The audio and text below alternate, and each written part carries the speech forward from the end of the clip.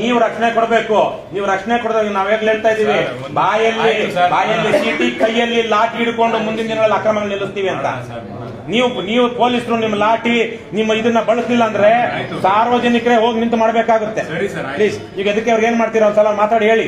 ಯಾವನೋ ನಿಮ್ ಇನ್ಸ್ಪೆಕ್ಟರ್ ಯಾರೋ ನಿಮ್ಗೆ ಏನಾದ್ರು ಮೋಸ ಇದು ಸುಳ್ಳು ಹೇಳಿ ಇವ್ರಿಗೆ ಮೋಸ ಮಾಡಿ ಅವ್ನು ರಿಕವರ್ ಮಾಡ್ಕೊಂಡು ಆ 10 ಲಕ್ಷ ನಾವು ತಿಂದ್ಬಿಟ್ಟು ನಿಮ್ಗೆ ಏನು ನಾವು ತಿಂದು ಇವ್ನಿಗೆ ಮೋಸ ಮಾಡೋಣ ಅಂತ ಏನಾದ್ರು ನಿಮ್ಗೆ ಹೇಳಿದ್ರೆ ಅವ್ರಿಗೆ ಹೇಳಿ ಮನೆ ಬಿಡಿಸ್ಕೊಡಿ. ಮೊದಲು ಮನೆ ಇವ್ರದಾಗಿದ್ರೆ ಇವ್ರು ಕಾನೂನುಬದ್ಧವಾಗಿದ್ರೆ ಅವ್ನು ಯಾವನ ಹತ್ರ ಇದನ್ನ ಬಿಡಿಸ್ಕೊಡಿ.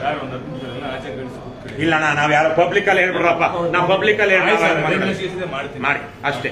ಮತ್ತೆ ಅವ್ರದ್ದು ಏನಾದ್ರೆ ಅವನಿಗೆ ನೇರವಾಗಿ ಹೇಳಿ ಇವ್ರು ತಪ್ಪಿದ್ಯಾ ಈಗಲೇ ಲಾಕಪ್ ಹಾಕಿ ನಾವು ಬರೋದಿಲ್ಲ.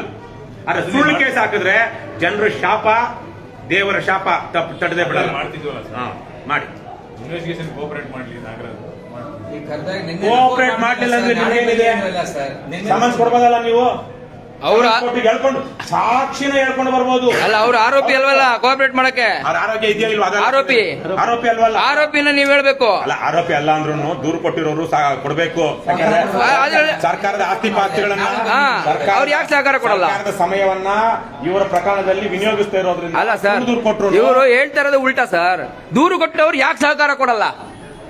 ಏನಾಗ್ತಿದೆ? ದೂರು ಕೊಟ್ಟವ್ರೆ ಅವ್ರು ಯಾಕೆ ಸಹಕಾರ ಕೊಡಲ್ಲ ನಿಮ್ಗೆ ಇನ್ವೆಸ್ಟಿಗೇಷನ್ಗೆ? ಆರೋಪಿಗೆ ಹೇಳ್ಬೇಕು ನೀವು. ಏನ್ ಸಹಕಾರ